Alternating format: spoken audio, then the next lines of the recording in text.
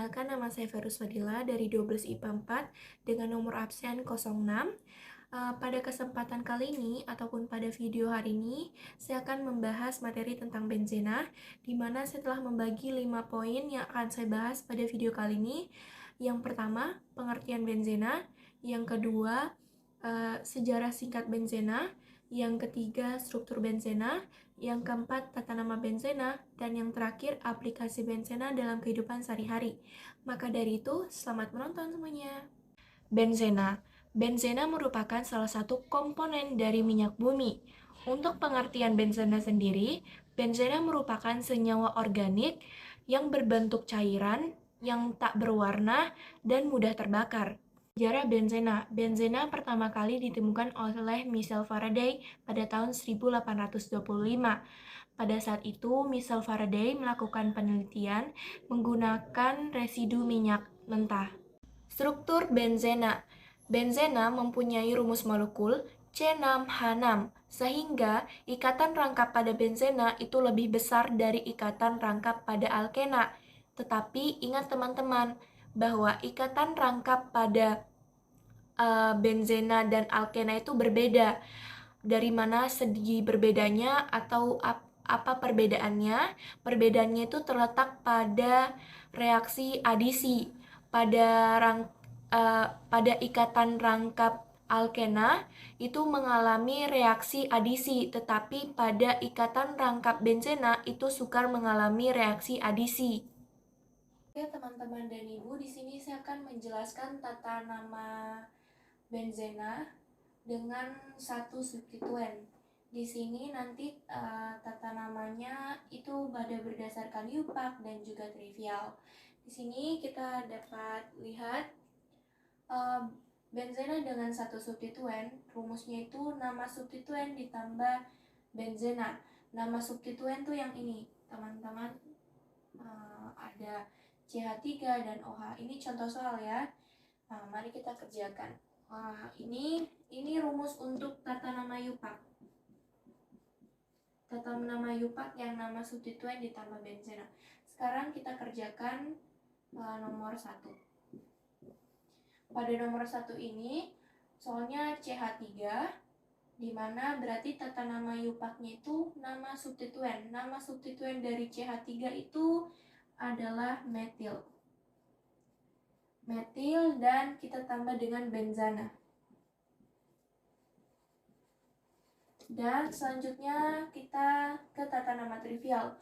Untuk tata nama trivial sendiri itu memang ada tata namanya dan memang harus dihafalkan. Tapi untuk tata nama trivial pada soal pertama itu namanya itu toluena. Ini untuk nomor 1, sekarang kita lanjut ke nomor 2. Pada nomor 2 ini nama substituennya itu OH, di mana nama substituen OH itu namanya hidroksil.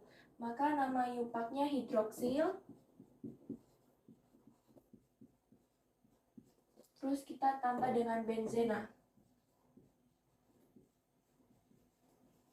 Dan sekarang untuk tata nama trivialnya sama dengan tadi, kita memang ada namanya sendiri dan memang harus dihafal. Untuk trivialnya itu namanya fenol.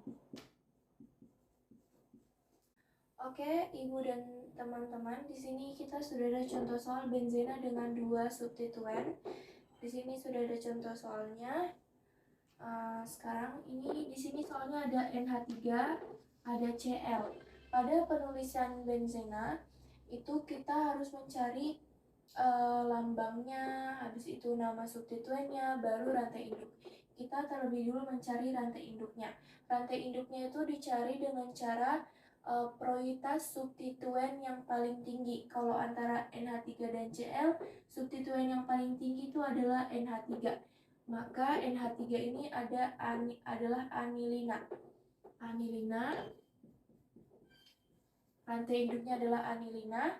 Habis itu di sini untuk substituennya kita harus memberikan penomoran. Pemberian penomoran pada ini harus diberikan yang paling terdekat pada substituen. Jadi saat kita ingin memberikan nomor, kita harus memberikan nomor yang terdekat dari substituen. Kalau di sini substituennya adalah Cl. Berarti nama substituen Cl itu adalah kloro. Terus dia berada pada karbon yang ketiga. Sekarang untuk nama senyawanya, penulisannya itu kita mulai dari lambang. Penulisan lambangnya kita lihat di sini, rantai karbonnya terikat antara karbon 1 dan karbon 3. Kalau antara karbon 1 dan 3 itu kita beri lambang dengan M atau meta. Jadi lambang itu ada ordo atau dilambangkan O, ada meta dengan M, dan para dengan P. Karena dia 1 dan 3 berarti M, terus kita tulis substituennya M kloro, baru kita tulis anilinanya. Maka pada soal ini kita dapat nama senyawanya itu adalah M kloro anilina. Di sini kita lanjut pada contoh soal tata nama benzena dengan 3 substituen. Di sini kita sudah ada ada NH2, Cl, dan ada NO2. Di sini yang pertama harus kita tentukan yaitu rantai induknya. Rantai induknya di sini kita tentukan berdasarkan prioritas substituen paling tinggi. Kalau di antara ketiga ini yang substituennya paling tinggi itu NH2, maka rantai induknya namanya anilina. Terus kita lanjut pada substituen. Substituen ini bisa dibilang seperti kayak cabang dari NH2-nya, yaitu ada Cl dan juga NO2.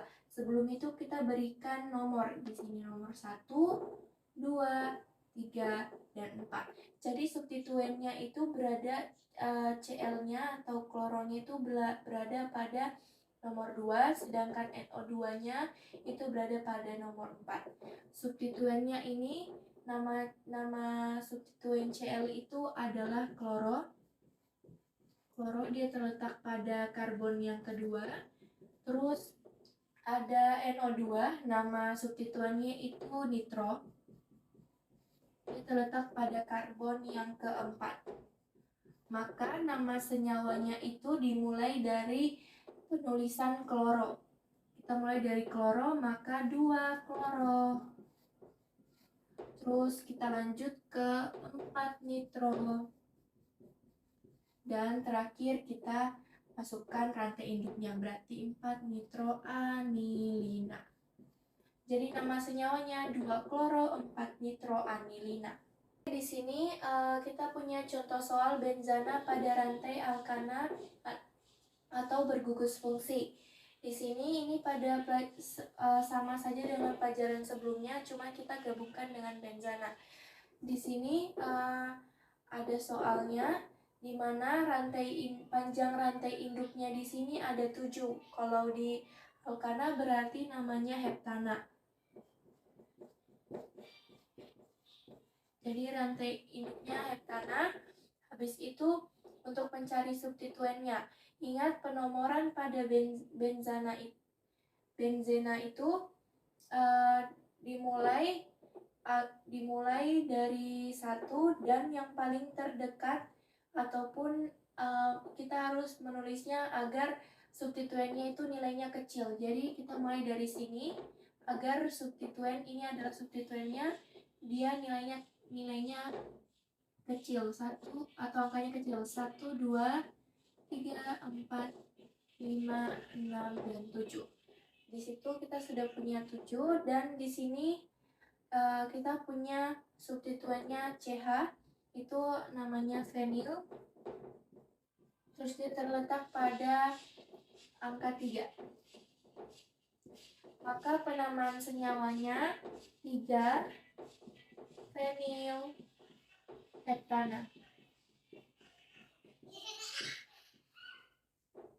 Pengaplikasian benzena dalam kehidupan sehari-hari manusia. Penggunaan balsam, paracetamol, aspirin, deterjen, pengawet makanan, insektisida, dan yang terakhir adalah pewarna tekstil. Oke teman-teman dan ibu guru, sekian hasil presentasi saya. Maaf jika masih banyak kekurangan dan saya mengaku memang masih banyak kekurangan yang saya sampaikan.